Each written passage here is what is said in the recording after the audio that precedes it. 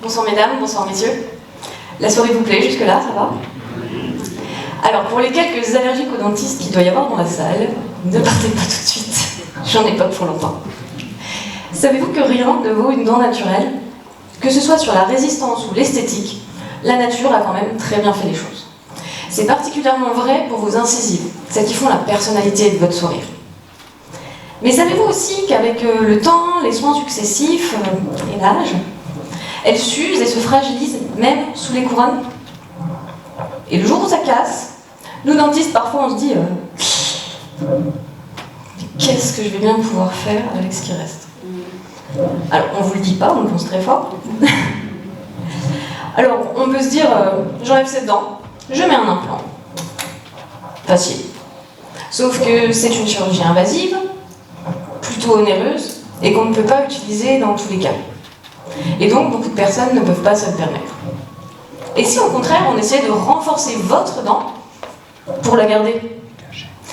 Là, on doit choisir entre toutes les techniques, tous les matériaux qui existent actuellement.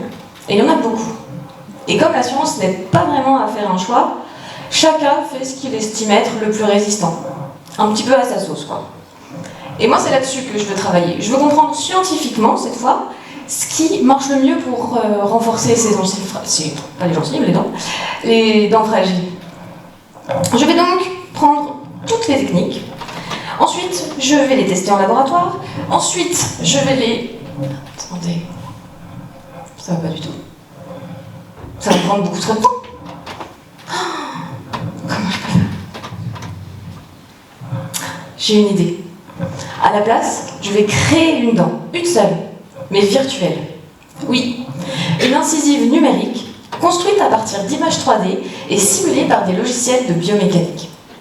Avec ce modèle ultra précis, et en faisant varier les paramètres, je pourrais prouver ce qui donne les meilleurs résultats.